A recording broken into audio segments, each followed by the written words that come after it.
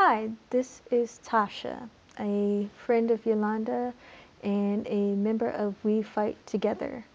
I suggest if you have not gone, please go to it. It is very helpful. It's wefighttogether.org, all one word, all lowercase.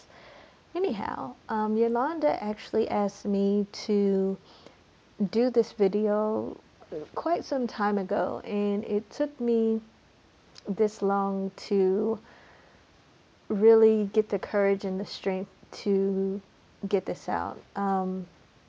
The hurt and the pain and even a little bit of the shame has is diminishing, and I'm finding the courage to share. And I hope that this can bless you as well. What I'm going to read is from something that I wrote back in May 3rd, actually, 2013. And I was on the plane, and it just really hit me, and I was feeling rather reflective. So, without further ado, ain't it funny? Over the past few months, I have and am, through God's grace and mercy, steered my life into the direction of freedom. Freedom to laugh at past mistakes and to know that learning from them is par for the course. Freedom to love God, love myself, love my family and my friends, all of which I'm continuously learning from. Freedom to be. The rape was an ugly thing that I am learning to let go of, cry about, and not define who I am or who it is that I will become. Wrote a poem about it. Like to hear it? Here it go. Again, this poem is for grown folks. Okay. You evil son of a bitch. No, that's not right. I met your mother, and bitch, she is not. There are so many emotions that the thought of you has brought to me. Shame because of what people think you are. As you said, and I quote, I am a man first, a priest next.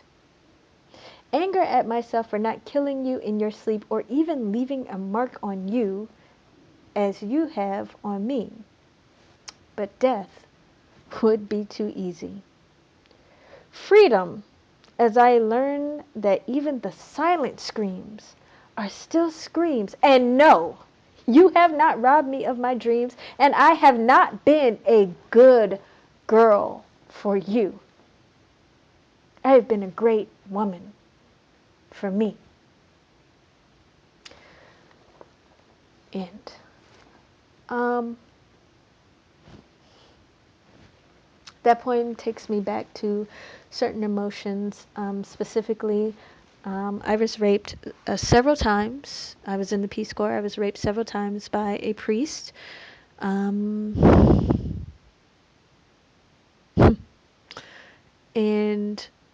a lot of that in terms of death being too easy.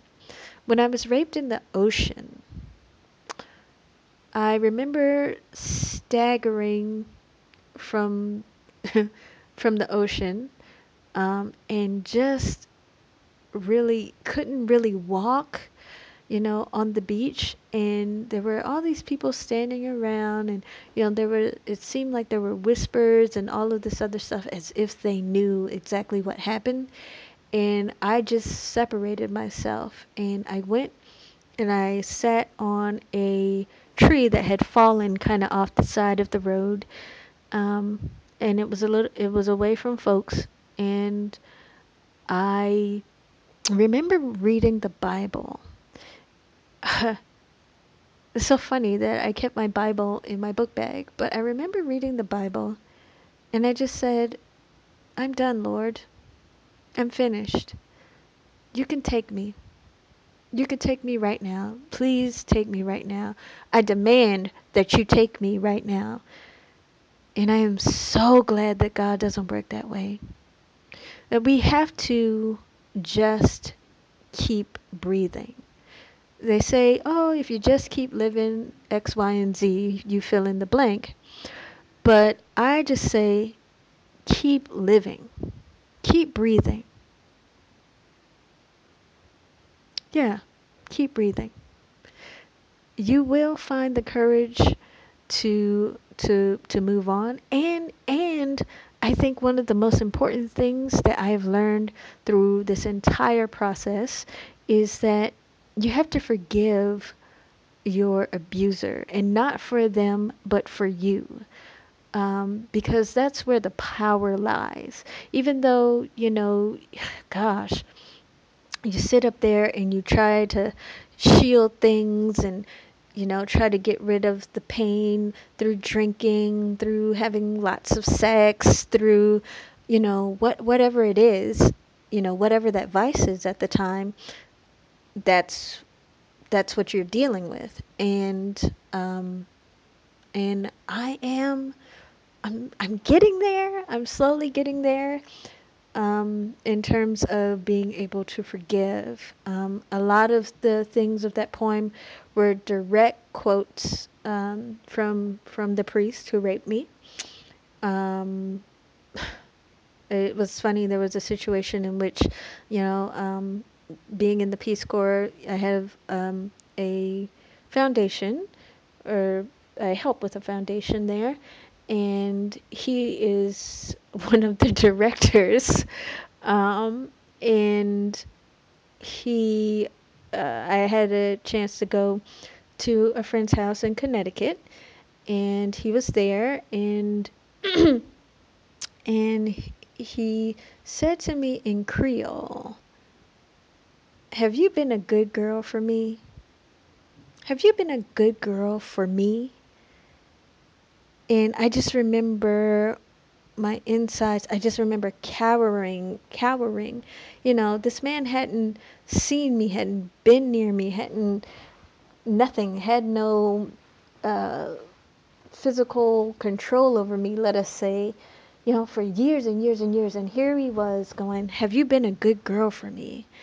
And I just remember ignoring him and continuing on doing what it is that I had to do. But I wish I would have said exactly what the last line said was, no, I've been a great woman for me. You have no control over me anymore. None. None. I want to leave you all with a quote from my favorite poet, and uh, anthropologist, Zora Neale Hurston. And I know some people have, heard this before, but I'm going to take a stab at it because I think that it sums some things up here. I am not tragically colored. There is no great sorrow dammed up in my soul, nor lurking behind my eyes. I do not mind at all. I do not belong to the sobbing school of Negrohood or womanhood, who hold that nature somehow has given them a low down dirty deal, and whose feelings are all hurt about it. Even in the helter-skelter skirmish that is my life, I have seen that the world is to the strong, regardless of a little pigmentation, more or less. No, I do not weep at the world. I'm too busy sharpening my oyster knife. Peace and love.